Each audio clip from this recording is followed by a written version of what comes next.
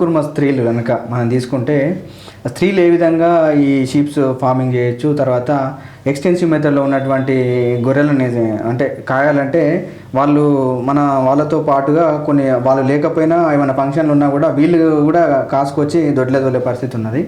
ఈ ఇన్నోవేటివ్గా ఇంకా స్త్రీలు ఏమైనా చేయొచ్చా? అయితే గొర్రెల మేకల కాపర్ల వృత్తిని తీసుకున్నప్పుడు ముఖ్యంగా దీంట్లో ఆడవాళ్ళు చాలా ఎక్కువ పనిచేస్తారు.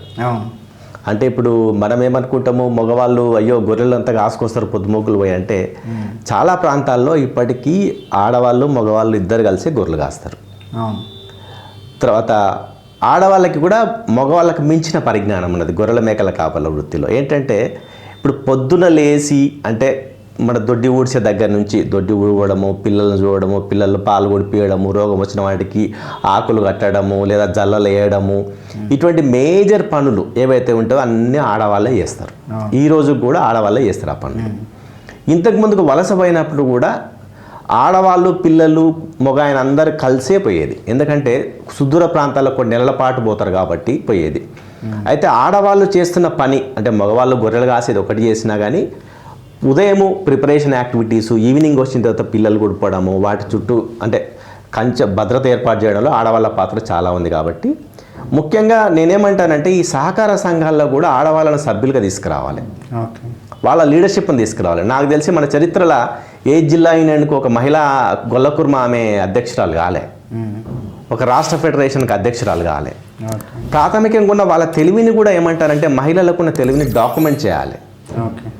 వాళ్ళు చేసే పనుల్లో ఎటువంటి మెలకువలు ఉన్నాయి, ఎటువంటి జ్ఞానం ఉన్నది, వాటిని భవిష్యత్ తరాలకు అందించాలంటే మహిళలతో మొదలు పెడితే కనుక ఆ ప్రాసెస్, తర్వాత మగవాళ్ళతో కూడా మనం డాక్యుమెంట్ చేయొచ్చు. కాబట్టి ఆడవాళ్ళకు గొప్ప అవకాశం ఏంటంటే పెద్ద ఎత్తున గొల్లకుర్మలందరూ కూడా 3-4 నెలల అంటే గొర్రె పిల్లలు అవుతుంది, మేక పిల్లలు అవుతుంది మార్కెట్కి అమ్ముతారు. కనీసం ఏదైనా గొర్రె పిల్ల కానీ మేక పిల్ల కానీ ఒక 1 year సాధితే దాన్ని అంటే తిండిని మాంసంగా కన్వర్ట్ చేసే రేటు బాగుంటుంది 1 year లోపు. ఒక 1 yearలో 5,000కు అమ్మే గొర్రె పిల్లని సంవత్సరం దాటితే 15,000కు పోతుంది. అయితే గొర్రెల కాపర్ నుంచి ఏవైతే పిల్లలు వేరు చేసి మార్కెటింగ్ పోతాయో అవి మహిళలను పెద్ద ఎత్తున తీసుకొచ్చి ర్యామ్ రేరింగ్ కనుక చేయించగలిగితే అది ప్రొడక్టివిటీని పెంచవచ్చు, రెండోది మహిళల ఆదాయం కూడా పెంచవచ్చు. తర్వాత ఈ మహిళలందరికీ కూడా గొర్రెల మేకల కాసే విధానం మీద యాజమాన్యం మీద చాలా స్పష్టమైన అవగాహన ఉంది. కాబట్టి వీళ్ళకి కొంచెం టెక్నికల్ నాలెడ్జ్, తర్వాత ఎక్స్టెన్సివ్ సర్వీసెస్ కానీ లేదా ఆరోగ్యానికి సంబంధించిన మెలకువలు కానీ ప్రస్తుతం ఉన్న టెక్నాలజీకి అనుగుణంగా నేర్పిస్తే కనుక ఒక పెద్ద ఫోర్స్ తయారయ్యే అవకాశం ఉంది మహిళలదే తెలంగాణలో.